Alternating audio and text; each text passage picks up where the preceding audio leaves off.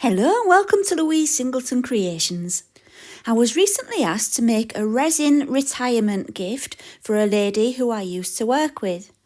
And that didn't really give me much to go on, so I had to rack my brains and think, what was she interested in? Then I remembered that she used to love going whale watching in Scotland. So it looked like the perfect opportunity to finally do a 3D painting because I've been thinking of doing one for a long time. And so that's what I'm going to do today. And if you would like to see how it went, stay tuned and enjoy the video.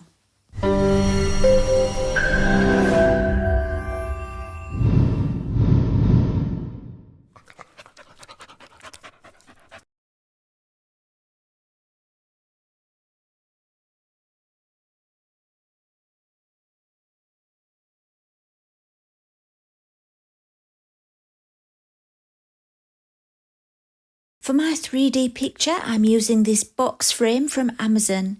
It's 22 by 22 centimetres and 4.5 centimetres deep. It comes with the back piece and a background piece as well, which will also be used in the picture. The perspex that you can see there is attached in grooves in the box frame, and the only way to take that out was to break it. And so I had to score it and then give it a bash with my hammer, and it came out. I know it seems a little bit brutal. I did this on my last video, the same thing, and it does work, but yeah, like I said in the other video, it's a little bit brutal. Next, I need to prepare the box frame for the resin to make sure the resin can't leak through. And so I've got the background layer that came with the box frame, and I'm covering it with some sticky backed plastic.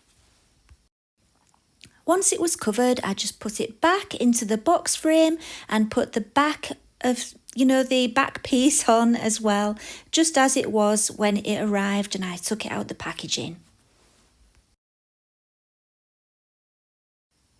Next, I sealed around the edges on the inside with some UV resin. This is J. Diction UV resin, and it works really well just to seal the inside so that no resin can escape.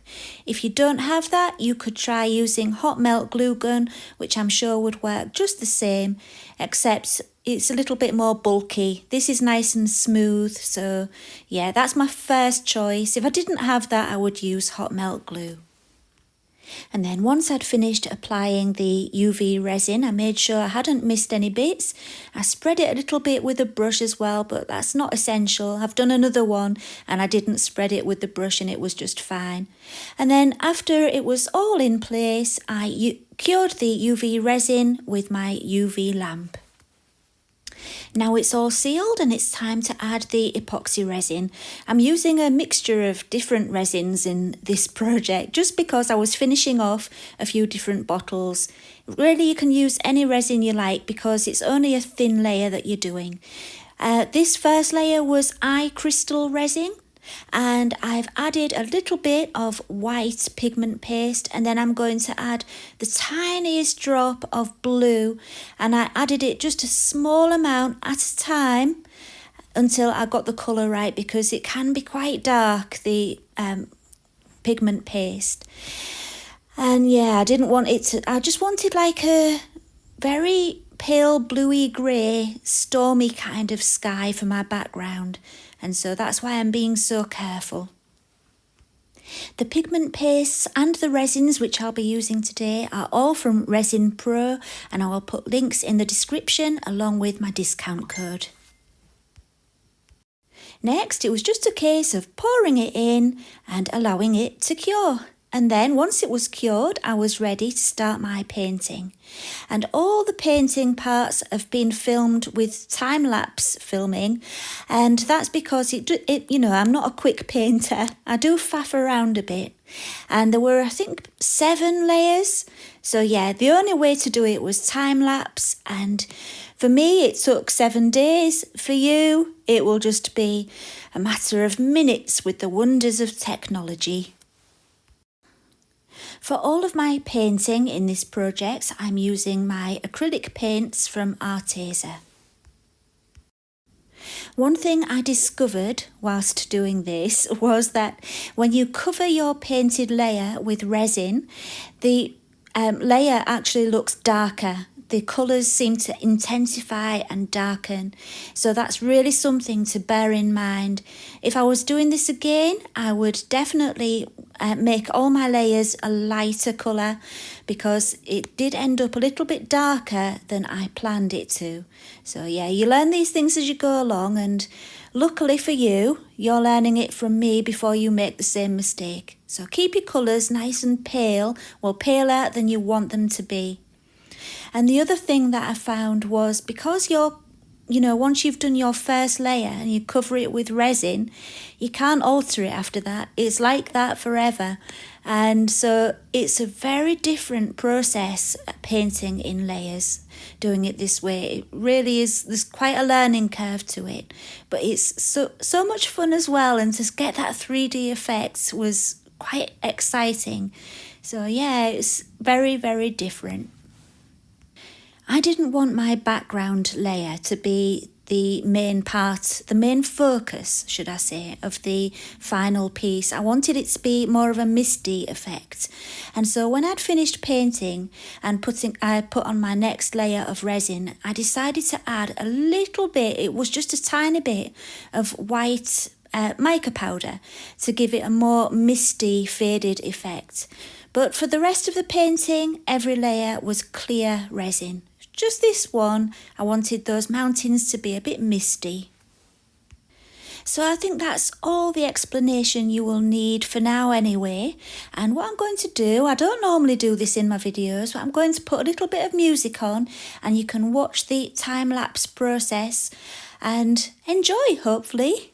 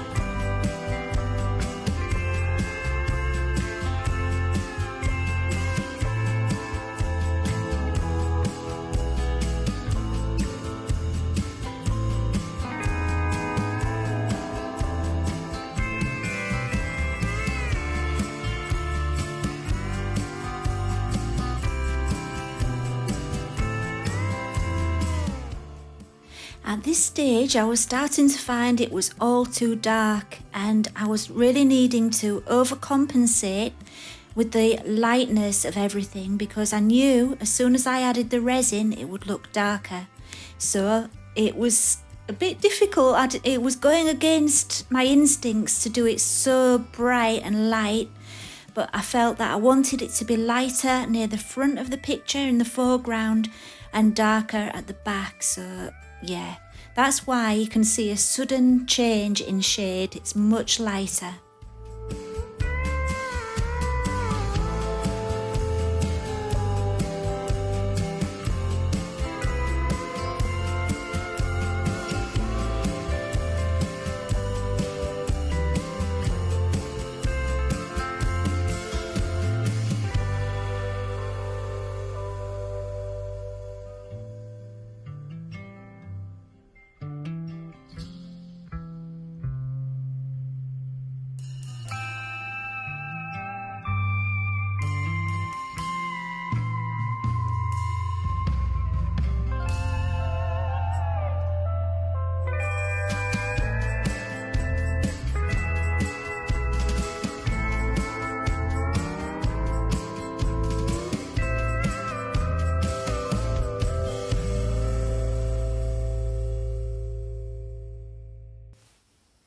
At this stage, I turned the camera off and I needed to just go away and look at it with some fresh eyes.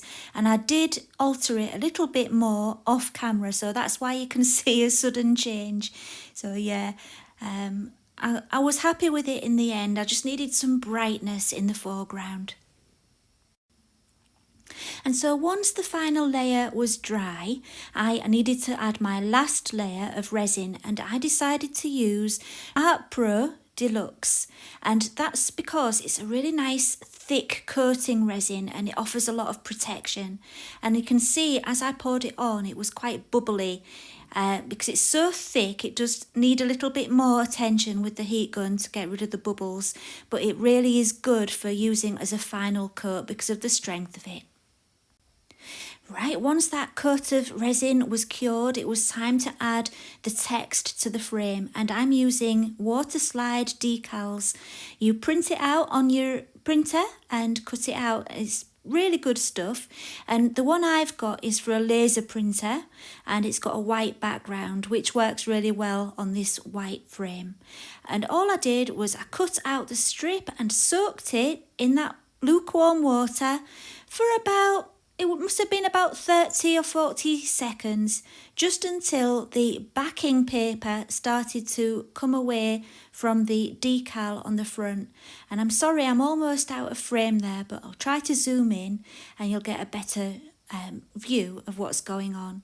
So once it's on there, you need to kind of press down on one end and slide off the backing paper.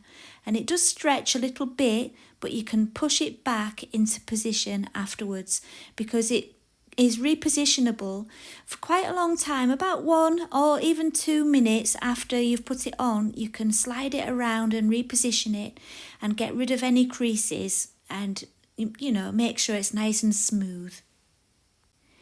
I used a Q-tip dipped in water to smooth it out nicely. It's best to dip it in water so you don't scratch the text, and it smooths it on really nicely. And then you just need to leave it to completely dry. It's best to leave it for about 3 hours actually before you put any sealant over the top, because you don't want it to be wet in any way. So yeah, leave it about 3 hours. And once I'd done that one anyway, I went to the top of the picture and did the other bit of text, doing exactly the same thing as before.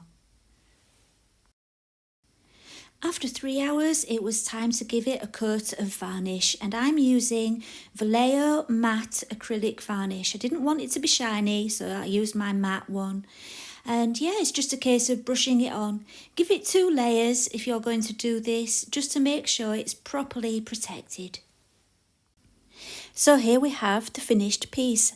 And as always, resin is notoriously difficult to capture on camera with all the reflections, but added to that, when you've got all those different layers, it is hard to show you it, so I'm just holding it at different angles here so you can get an idea of how it would look if you were seeing it in person. And I love the way that 3D layered effect has worked. It's given me so many ideas of what else I could do, and I did really enjoy doing it. So while we look at some of the close-ups, let me just go through a couple of things which I learned in the process of doing this, and that will hopefully help you if you decide to have a go yourself. One of the most important things I found, apart from the colour darkening, which I'll come to in a minute, is that when you first apply your acrylic paint to the cured resin, it doesn't stick to the resin brilliantly on the first layer. You just don't get a great, it's not good to paint on.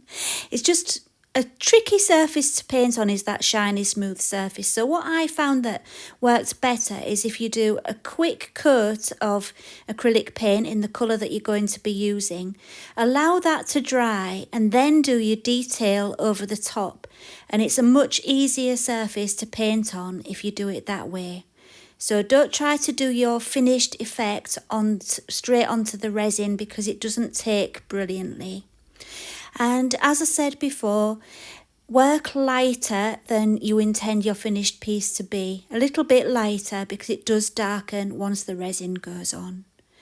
And other than that, I would say maybe planning. Have a good plan of what you want your picture to look like before you begin, because once you cover that first layer, you can't change it. So you need to have an idea in your head of what your finished piece will look like. So we've come to the end of the video, and I can honestly say I thoroughly enjoyed making this one. It was so much fun and so exciting at the same time, and I really hope that it's made you think of having a go yourself, because you don't need to be great at painting. I'm no artist, not really, not when it comes to painting. I can paint, but not brilliantly. I'm adequate. And so you should have a go. And I think you'll be really surprised at how easy it actually is. So thank you ever so much for watching, and until next time, take care, and I will see you soon. Bye for now.